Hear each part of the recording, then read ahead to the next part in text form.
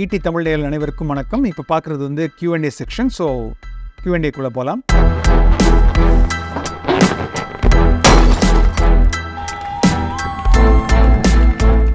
Ultimate Hari அப்படின்னு கேட்டிருக்காரு. அவர் ஒரு அல்டிமேட்டான கொஸ்டின் கேட்டிருக்காரு.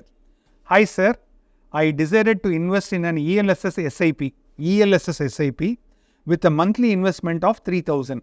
Each year I decided to increase my investment amount by 10%. However, I have one doubt. Should I split the 3,000 investment into two different mutual funds, or should the entire 3,000 be invested in single fund? Please suggest for long term 15 years அப்படின்னு கேட்குறாரு.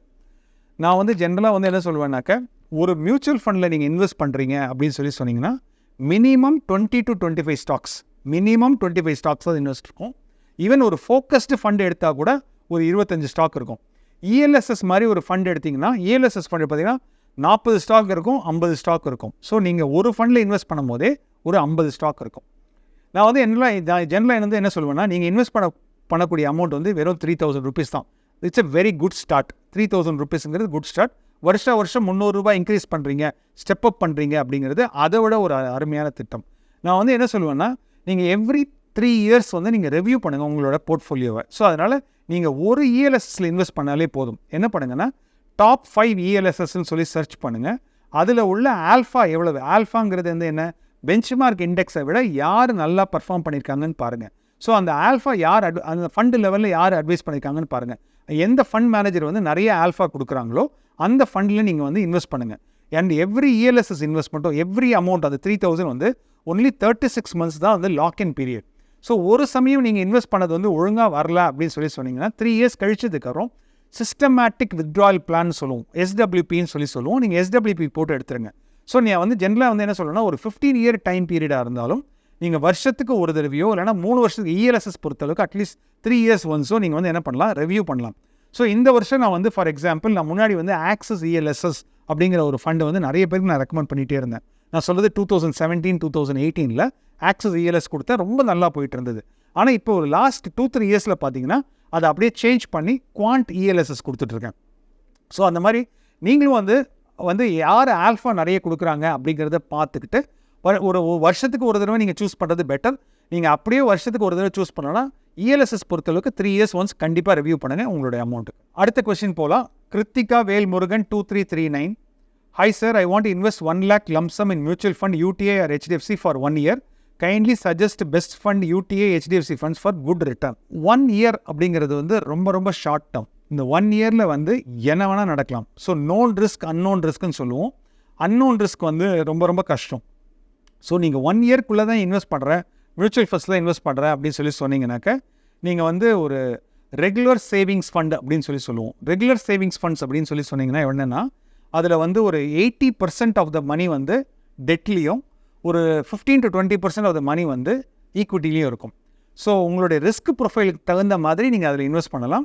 அது வந்து கொஞ்சம், அதாவது என்ன சொல்கிறதுனா, ஒரு fixed டெபாசிட்டை விட ஸ்லைட்டாக இன்ட்ரெஸ்ட் கூட வரதுக்கான வாய்ப்புகள் இருக்குது. ஆனால் 1 yearங்கிறது ரொம்ப ஷார்ட் டேர்ம்.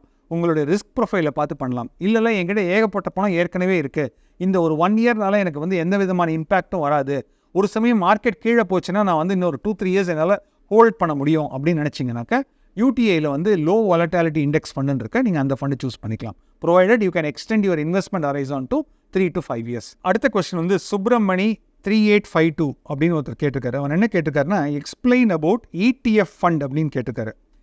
ETF அப்படின்னு சொன்னீங்கன்னா எக்ஸ்சேஞ்ச் ட்ரேடட் ஃபண்ட். இப்போ ஒரு லாஸ்ட் 5 yearsலேருந்து ஒரு 10 years பார்த்தீங்கன்னா இந்த எக்ஸ்சேஞ்ச் ட்ரேடட் ஃபண்டு வந்து ரொம்ப பாப்புலரைஸ் ஆகிட்டே இருக்கு. நீங்கள் எக்ஸ்சேஞ்ச் ட்ரேடட் ஃபண்டை வந்து 2 விதத்தில் வாங்கலாம்.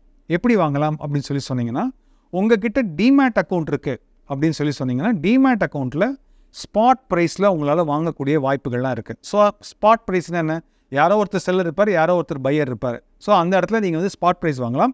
ஆனால் உங்களுக்கு விஷயம் தெரிஞ்சு வாங்குறது ரொம்ப இம்பார்ட்டன்ட். அப்படின்னா என்ன அர்த்தம்னா, நீங்கள் ஸ்பாட் ப்ரைஸில் வாங்கும் போது மார்க்கெட் கீழே விழும்போது ETF வந்து அப்பப்போ ஜாஸ்தியான ரீசன்ஸும் நடந்திருக்கு. ஸோ அதனால் அது வந்து ஒரு விதத்தில் இன்வெஸ்ட் பண்ணலாம். ரெண்டாவது இன்வெஸ்ட்மெண்ட் என்னென்னா, ஒவ்வொரு ETF ஃபண்டுக்கு கீழேயும் ஒரு ஃபண்ட் ஆஃப் ஃபண்ட் அப்படின்னு சொல்லுவோம், FOFன்னு சொல்லுவோம். ETF கீழே மியூச்சுவல் ஃபண்ட் வழியாக இன்வெஸ்ட் பண்ணலாம். ஸோ அப்படி இருக்கும்போது அதில் இன்வெஸ்ட் பண்ணுறது சேஃப்னு சொல்லுவோம். ஏன் அப்படின்னு கேட்டிங்கன்னா, அது வந்து எண்ட் ஆஃப் டே NAV மட்டும் தான் யூஸ் பண்ணுவாங்க. பட் அதை யூஸ் பண்ணும்போது நீங்கள் வந்து ஃபண்ட் மேனேஜரோட எஃபிஷியன்சி வந்து நீங்கள் பார்க்கவே வேண்டாம். நிஃப்டி 50 மியூச்சுவல் ஃபண்டில் இன்வெஸ்ட் பண்ணுறீங்க அப்படின்னு சொன்னீங்கன்னாக்கா நீங்கள் ஃபண்ட் மேனேஜரோட எஃபிஷியன்சி பார்க்கவே வேண்டாம். அவங்க என்ன பண்ணுவாங்கன்னா அதுக்கு கீழே இருக்கிற அண்டர்லையிங் அசெட், அதாவது நிஃப்டி 50னா அந்த அண்டர்லையிங் அசெட்டை பார்த்து அவங்க கண்டிப்பாக இன்வெஸ்ட் பண்ணுவாங்க. இதுதான் ETF இன்வெஸ்டிங். பாலசுப்ரமணி கணேசன் 4583 அப்படின்னு கேட்குறாரு. என்பிஎஸ் ஸ்கீமில் எவ்வளவு பென்ஷன் எக்ஸ்பெக்ட் பண்ணலாம் சார்? என்ட்ரி கேடர் எம்ப்ளாயி, சர்வீஸ் டேர்ம் வந்து 33 இயர்ஸ். ஸோ இதுக்கு வந்து நான் என்ன சொல்லுவேன் அப்படின்னீங்கன்னா, ஃபினான்ஷியல் கால்குலேட்டர்ஸ் இந்தியா அப்படின்னு சொல்லி ஒரு மொபைல் ஆப் இருக்குது. திருப்பி சொல்கிறேன், ஃபினான்ஷியல் கால்குலேட்டர்ஸ் இந்தியா அப்படின்னு ஒரு மொபைல் ஆப் இருக்குது. நீங்கள் அந்த ஆப்பை நீங்கள் டவுன்லோட் பண்ணிங்கன்னா அதில் என்பிஎஸ் ரிட்டையர்மெண்ட் பெனிஃபிட்ஸ்லாம் கால்குலேட் பண்ணுறதுக்குனே ஒரு ஆப் இருக்குது.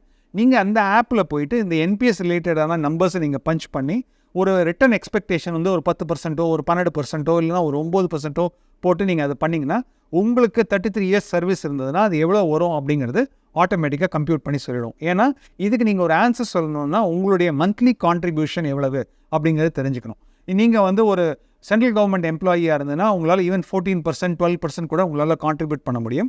ஸோ அதனால் நான் என்ன சொல்லுவேன்னா, இந்த ஃபினான்ஷியல் கால்குலேட்டர்ஸ் இந்தியா ஆப்பை டவுன்லோட் பண்ணி நீங்கள் பார்த்துக்கலாம். நன்றி. மேலும் ET தமிழ் சேனல்ல வரப்போகும் பிசினஸ் மற்றும் அது ரிலேட்டடான வீடியோவை பார்க்க உடனே கீழே இருக்க சப்ஸ்கிரைப் பட்டனை கிளிக் பண்ணுங்க.